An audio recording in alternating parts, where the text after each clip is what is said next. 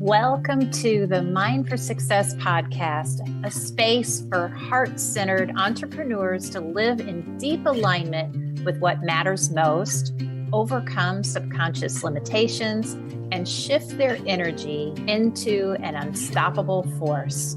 Before we get started, take a deep breath, hit the subscribe button, and enjoy the show. Hello, and welcome to the Mind for Success podcast. I'm Kimberly Lebbing, and I'm so excited today to bring my friend on. Funny how we met, but her name is Nancy Erickson. We are both in the St. Louis area together, and we just recently ran across each other and met, and she is the book professor. So she helps entrepreneurs and business owners write books to help them promote their business.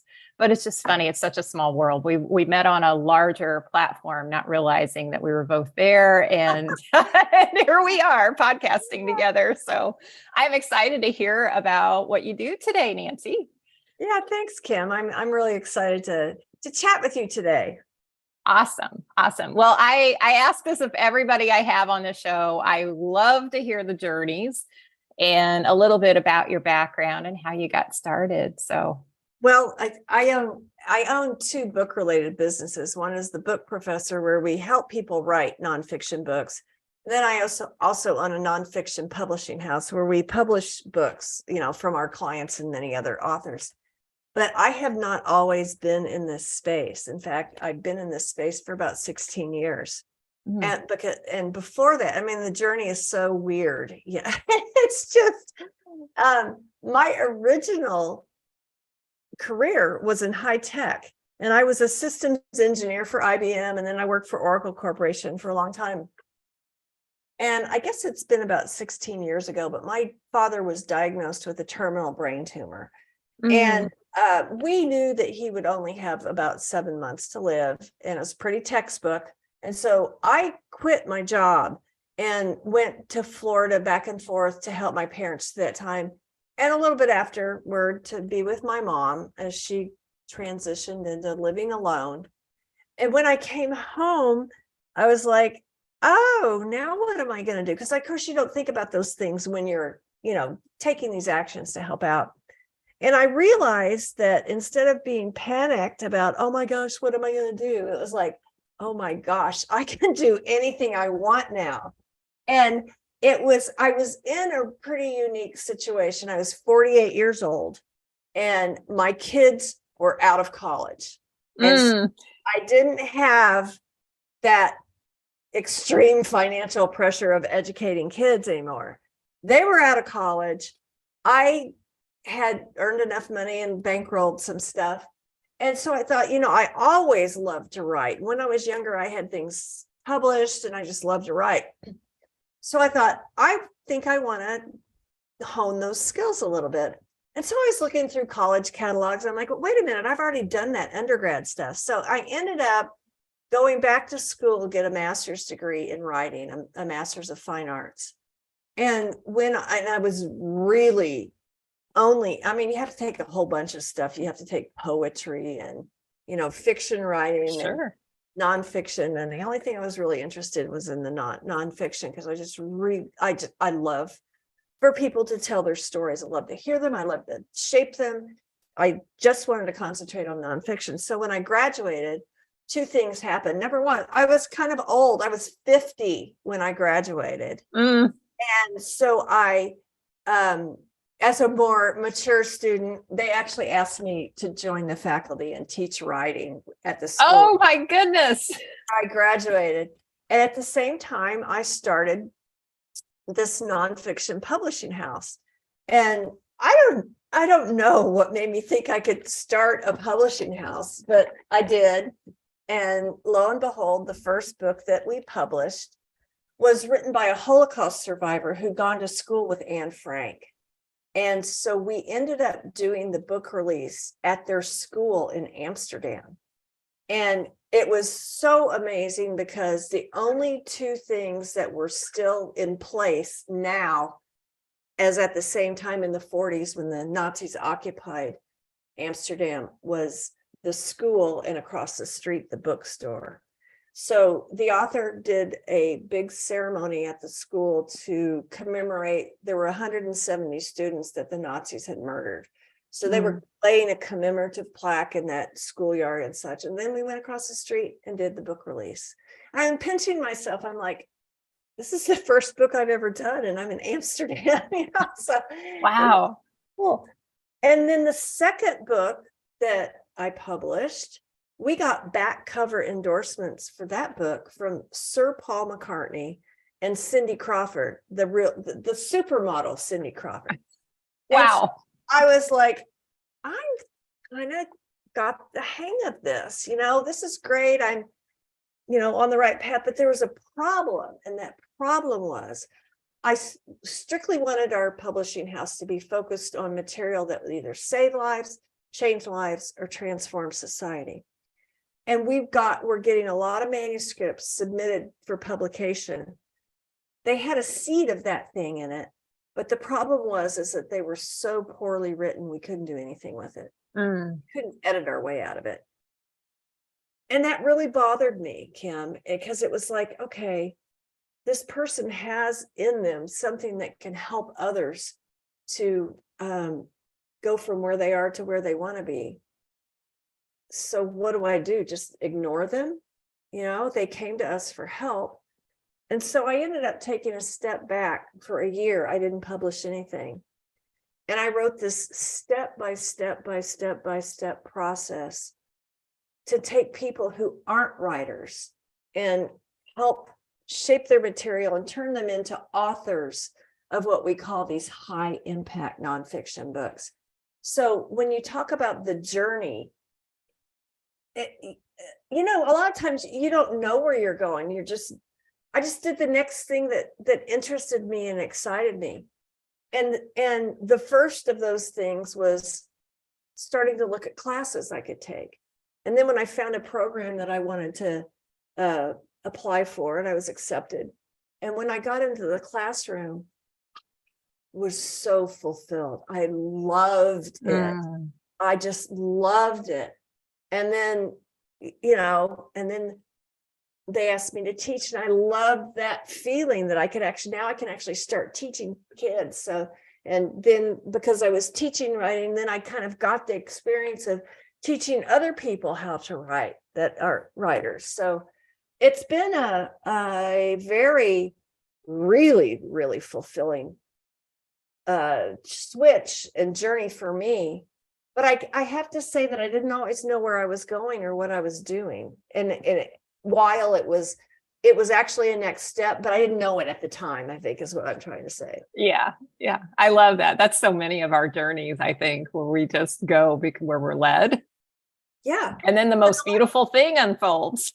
Yeah. And, a lot of times you just, in the beginning, when you're building your business, you aren't necessarily confirmed in who your audience is, your clientele. And so you try a bunch of things, and a bunch of them don't work, but some of them do, and they work well. So you just start narrowing your focus until you've found that audience that you can serve to the best of your ability. So I really think that, for me, the driving force was that, and I know you can't help but agree with this, but we have a lot of problems in our world. Yeah. We have so many problems that it's really hard to name them, much less solve them. But I, to the core of my being, believe that the answers are trapped inside of people like you and like your listeners. And that when you tell your story, what you've been through, what you've overcome, what you've developed, what you've gleaned, what you've, invented even, that you become the source of two things that people can't live without. And those two things are hope and help. And I believe that that's what all of us who have built our lives on integrity are doing within our own zone of genius, is offering people hope and help. Wow. So I love hearing your passion. Like it's just, you're just exuding it. Well, I figured out I'm only really good at one thing, so I think I'll keep doing this over and over again. Yeah, absolutely. Absolutely. So I'd love to hear because I think the whole idea of writing a book can be really intimidating. And I totally agree with you. Like so many people need to tell their stories. It can be transformative. There's so many. I mean, I know I've learned so much from books, just from reading other people's Absolutely. stories. Yeah. I'll have 3 books going at any given time. So tell us a little bit about that journey that you take them on to help them become better. Well, first of all, I think I absolutely want to tell you, you don't write anything first. Call with us, because what we're going to do is we're going to work with you to shape the whole framework first before we write anything. And all you have to have is an idea, but to get started. And so what we do, Kim, is we want the book to unfold. It's already inside you. We don't want you to be pushing it out. We want it to come through you and not forced from you. So what we do, we always start with a series of foundational questions. And they're things like, why are you even doing this? What's your motivation? And who specifically is your audience? And how will they be changed as a result of receiving your message? And so there's 12 of these questions. And so we end up taking the answers and distilling those answers down into a purpose statement for the book that says, the purpose of this book is to do this particular thing for this specific audience, period. Because you can't put everything in your book. You can't put all of your experiences and everything. You have to find a way to prioritize the material so that it's of most benefit to the reader. So that purpose statement helps a lot as a measuring stick. So let's say you're thinking about putting something in your book. You think, well, does it deliver the audience to the purpose? If yes, let's put it in. If no, set it aside. You may find that you have more books to write, and right. Or if nothing else, maybe that could be a blog post, right? So right. And I don't know, just starting with that as the basic building block for your book is very effective. And the thing is that we always want to present your material from the viewpoint of the reader. Yeah. What do they need? What are they looking for? Even if they don't know they're looking for this particular thing that you have to offer. So when we construct your chapters, we map them all out first. I developed this process that I call book mapping, that it's like a mind map for each chapter. And every point you're going to make, every story you're going to tell, every object lesson is on this map. But in order to make it easy for your readers to follow, we present your chapters in problem solution sets. And what I mean by that is, and this is going to be easy for you because you deal with this all the time in your own business, is what are the problems that your clients normally have? And then through a very story-driven methodology, you present the solutions. So you're telling story after story after story after story. And, that's what people want to do, is they want to solve problems or challenges or overcome obstacles, however you term that. And you're already doing those things in your business. So let's take what you know and what you're doing in your business and devote a chapter to each one of those. And so here's where this is the thing that I was talking about. It's like you don't really know what you're doing at the time, that it's a building block to something else. But I didn't know, as I was developing this type of procedure, that at the end, what it could mean is that you should be able, because each chapter solves a problem, you should be able to take every one of those chapters out and repurpose that material for other revenue producing products. Because you know what, everybody, I hope everybody's not going to read your book, but they're still in your audience. They're still, right. Yeah. So why don't you just meet the market where they're already engaged? So what does that mean? It means you should be able to take each chapter and repurpose it for keynote speeches or seminars or workshops or podcasts or online courses or video training, blog posts, whatever. And you have this treasure chest of strong content that you can begin to disseminate. So then it makes you look like you're everywhere all at once. I can imagine, because I am a huge fan of repurposing content. I mean, I do that a lot with the podcast as I, market and put pieces of content out there. So that's like gold to me. Yeah. And, content creation is a big deal. It is great when you have a core piece that then you can slice and dice. Yeah. And you're also continuing to build your brand when you do that, because it's consistent and it's your voice across different platforms. Right. That's what I'm thinking about, the stories and the voice, instead of, we have AI is such a, hot topic right now. Not that I wanted to bring that in here, but into this conversation, but I think this is so much more valuable because you've got that real voice. Yeah. Used in it. Can we talk about AI for Sure, go ahead. The Chat GPT thing is a thing, and AI is something that is probably here to stay, but it is not a tool for writing your book. And so the book should do three things for you. It should establish you as an expert in your field. It should increase your credibility and should help you attract a following. And when you use AI, number one, you can't copyright it because you didn't write it, and it's not increasing your credibility. I mean, okay. So we live in this kind of distracted world. I would say disconnected, distracted world. And there's a lot of social media kind of stuff, which is nice for whatever the defined purpose is. But I think that people are starving for connection. Yes, I 100% agree with that. I think they're starving for it. And so when you have a podcast like you do, Kim, it's easy to recognize your voice because we hear it. It's a little bit more difficult to establish your voice in writing, but we can do that. And what we want to do is when we're telling your own personal story, is to help you be transparent in ways that would be meaningful to your readers, so that when they read what your material is in your book, it sounds like you. I mean, it sounds like the real you, not the, I don't know, what's that image created thing called? Whatever, the real you. The avatar you. People don't want your avatar. People do not want your avatar. Yeah. They really want you. And all people want to know is that you're human and that you can give them hope and help in this one area.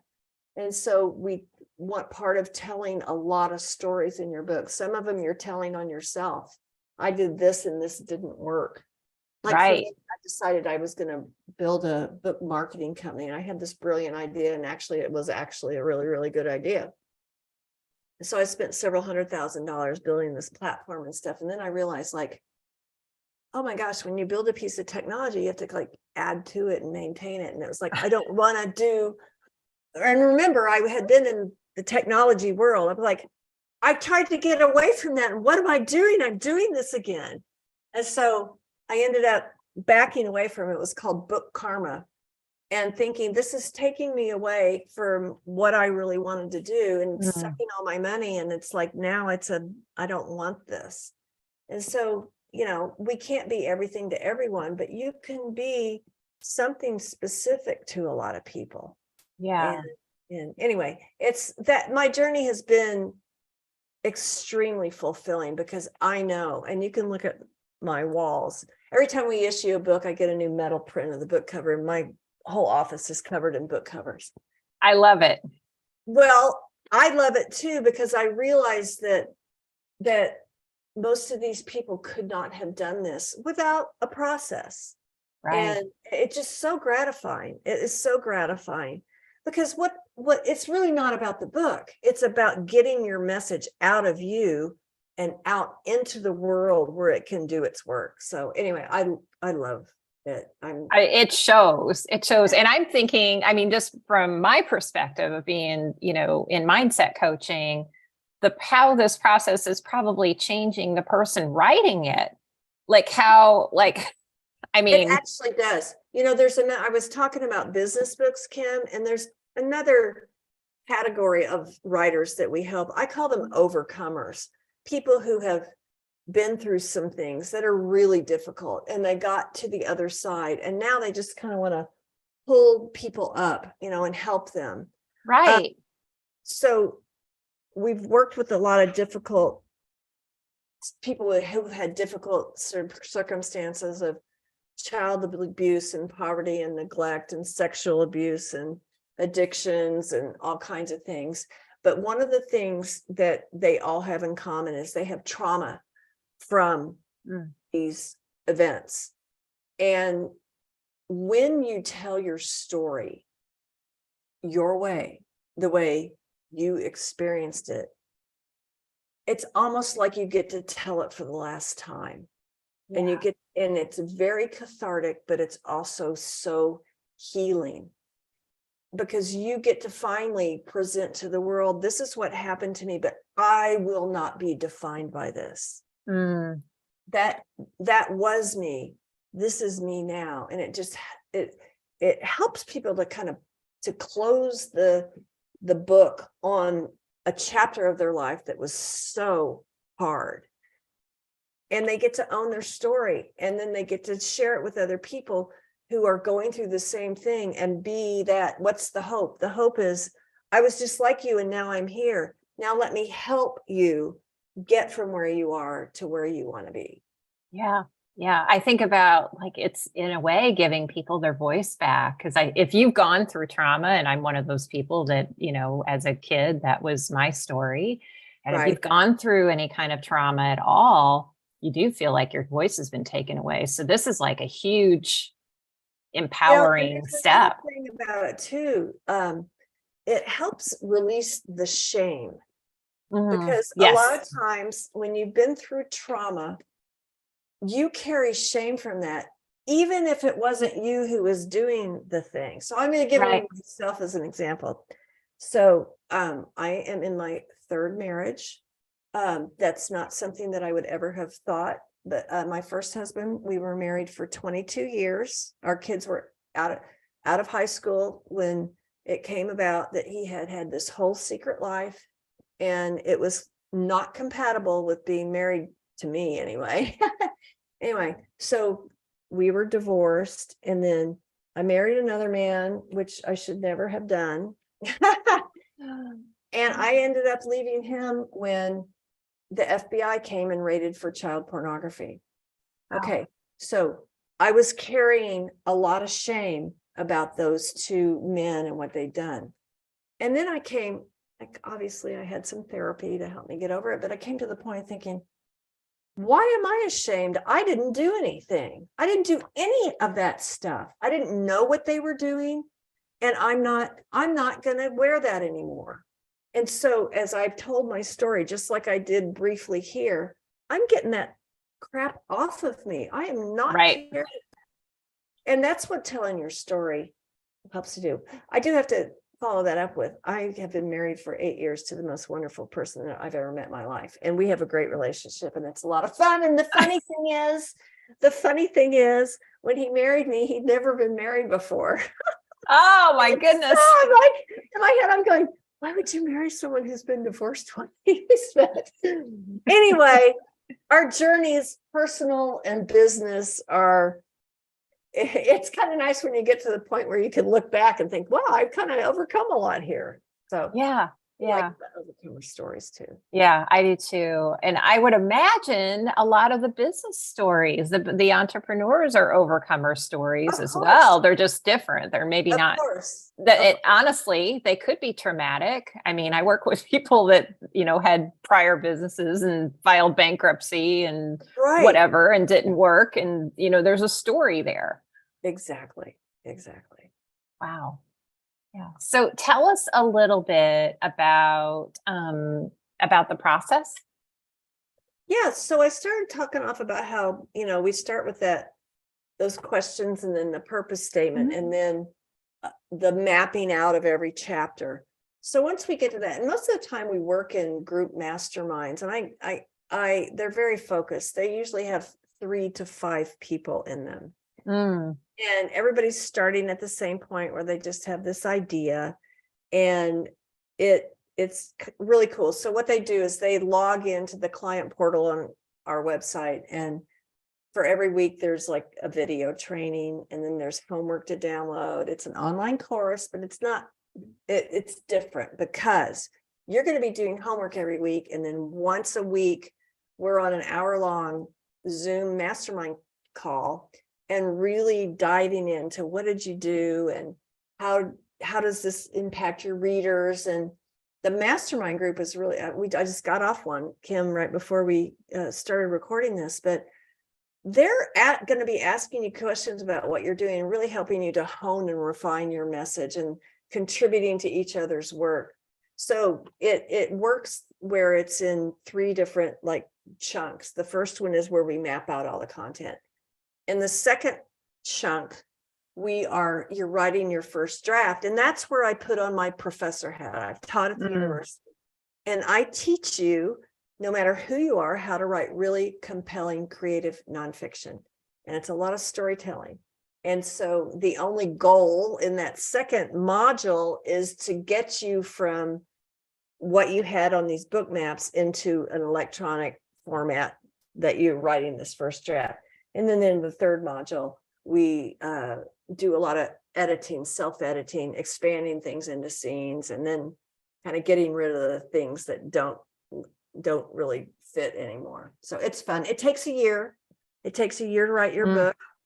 And I'm sure you've seen write your book in a weekend or in 90 days, or I don't know what those folks are doing, but I'll tell you, I mean, I don't know what they're doing, but I mean, I'll admit I downloaded one of those. It was like, I don't know, $30, write your book in 48 hours or something ridiculous. Did it work? Obviously not. Obviously not. Sometimes people are redefining what the word book means. We redefine our language all the time. A book is not some 3-page thing you download from someone's website. A book is a professionally published product, and the quality of it depends on the writing. And so remember when I told you your book should do 3 things. It should establish you as an expert and increase your credibility and help attract a following. But only will it do those things if it's well done. And people have given me their self-published books all the time, and God love them. It's hard to write a book, and they did it. And that's impressive. But 9 times out of 10, I'll look at this book and I think, please don't give this to anyone else, because you wanted to increase your credibility and you trashed it because obviously you didn't have an editor. Obviously nobody proofread this. Obviously you don't know. The publishing is a really old industry, very strong, strict conventions to publishing, and they didn't know what they were. So they overlooked it, and they probably spent as much money as they would have if, I'd worked with them. So, anyway, I don't even remember what question I'm answering. That's okay. That's okay. We're just going with it this morning, so it's okay. I love, since you mentioned that, I've always, so in my head, because I haven't written a book yet myself, other than the $30 download thing, which was only $30. Like, in my head, I thought, oh, publishing a book must be really expensive. Like, but I don't know. Can you speak on that a little bit? Like, just the investment into it. And I will talk about the investment, the overall investment when you work with us. And I'm going to tell you up front, your total spend is going to be about $12,000 to $15,000. Over the course of the mastermind group, it's $375 a month for 12 months. And what I was going to say, and what are you getting? You're getting this whole 45 video series, and you're getting the group, and you're getting personal conferences and all such. The value is definitely there. The other thing that will be an expense for you is the professional edit that kind of sits between your finished draft and the publishing part. We charge $15 a page for that. So depending on how long your book is. The publishing is where the greatest expense is. And we have an entire team of people who will be on your project. We start off, excuse me, with the book cover design, and we will give you 3 to 4 original cover samples, and you get to choose which one you like the best. And it may not be perfect yet, but then we'll start honing and tweaking and tweaking and tweaking until you love it. And after simultaneously, while the cover is being designed, your book is going through proofreading. We have 3 different proofreaders who read your book. And that's really critical because, we have error-free books. Once we have the proofreading done and the cover, then we will do a different team of artists will do the layout of your book, and start noticing what in book interiors look like. They're all different. So we'll take elements from your cover and carry it through the interior of the book. And so then there's other things that have to do with your book, like the ISBN number. It's tied to your publishing house. We once we get all those files complete, the cover and the interior, then we will print proof copies of the book, and you'll read it and I will read it. I read every book that goes out, and I always find things that need to be fixed. And it's not usually the stuff the proofreader would catch, but for me, it's like a little bit of spacing between words, or those kind of things, my very critical publisher's eye. And then we'll fix those, and then we'll upload the book. We distribute the books worldwide. It'll immediately be on Amazon and Barnes and Noble online, and we distribute throughout the world. And then the final piece that we do is our legal team will register your copyright in your name with the Library of Congress, so that your intellectual property is protected. So it's a long series with a lot of people involved. The total cost for all of that is $7,800, which kind of makes us in that range of $12,000 to $15,000 over time. I mean, it's not all due at the same time. It's spread over about 18 months. Yeah. What a beautiful process. And honestly, I mean, I know that doesn't compare to the $30 write your book in 2 days thing. That's totally a joke. Always looking for the cheaper, faster way to do things. And we strictly work with people who are high integrity professionals and who really want to do it right. So if it's for your business, I'm going to tell you up front, you may not even make the money that you invested in back on book sales. However, you think, how many new clients do I need to get as a result of this? How many speaking engagements do I need to get as a result of this? How can I consider this part of my marketing budget, that I'm, getting this foundational piece through which I can then repurpose and even extend my brand even further. Right. I'm imagining that there's a whole marketing piece to this after your book is written. Right. Because I know, like, most people don't make book sales. Like, that's not the way that they make the money back. But I'm just imagining referrals for people to get to know you. Oh, exactly. Just to, there's this, person I worked with, and, if you want to check her out, go read her book. She's got a book out. And then that's how I was going to say that my one of my coaches that I worked with recently, because I'm a coach, but I always work with coaches, and I read her book. That's like, I did that first before I hired her. So right. Yeah. And a lot of times, if you have a process that you offer clients, if you put it in a book, the whole thing, all the complexities to it, they'll think, yeah, I want that, but I can't do that by myself. Right. So you don't want to hold back. You don't want to you just want to give it all out, and then they realize that they need your help to execute. Yeah. Yeah. I've heard that more than once, that, yeah, most people can't or won't do all the pieces on their own, and they need your support. So I love it. I love it. So I'm curious, are there any types of people that you don't want to work with? Oh gosh, yes. Okay. I can't work. I get let me just tell you a short story about someone who I had the gut feeling about, but I did it anyway. And I hate when that happens. I know. So we want to work with people who want to offer hope and help, not people who just want this to bring attention to themselves. And there's a difference. Yeah. And this one particular author, I had signed to do 2 books with her. And she was just not a nice person at all. She was an attorney. And then later I found out that she sues everybody that she works with, including the law school that she was teaching at, And Wow. so she just made things really, really, really difficult, because it was all about her and not about what she could do to help other people. And you know what? And when I find someone who is kind of they just want to write their autobiography, which is their life story, we usually will incorporate that into more meaningful work, of course. But if they want to do, that kind of thing, I will make a referral. We don't really do cookbooks. That's nonfiction, but that's right. That's not our thing either. But one of the things I think, Kim, that I enjoy the most is just chatting with people about what their book ideas are.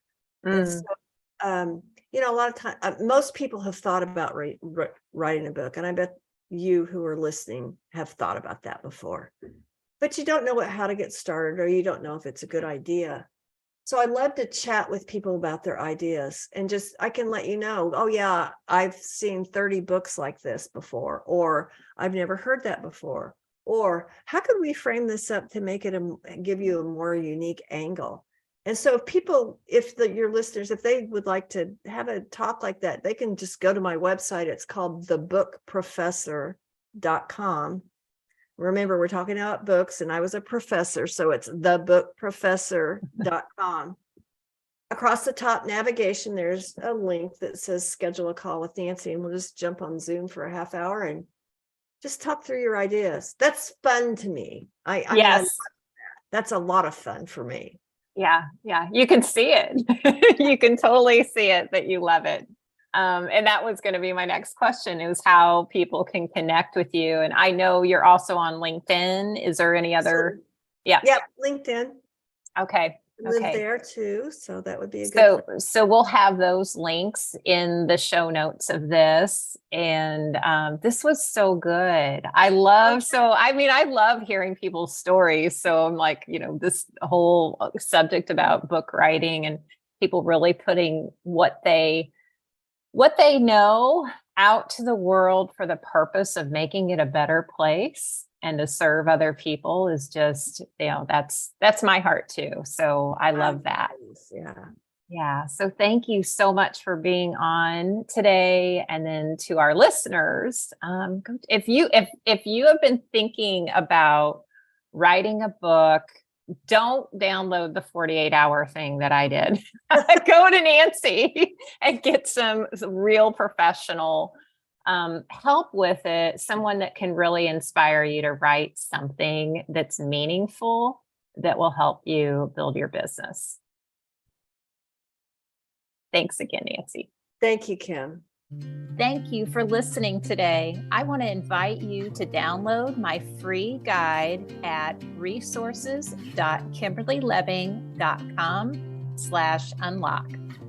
It's called Unlocking Your Authentic Self: 5 Key Steps to Identify and Overcome Hidden Limitations in Your Life and Business and Realize Your Highest Potential. Thank you again for listening today.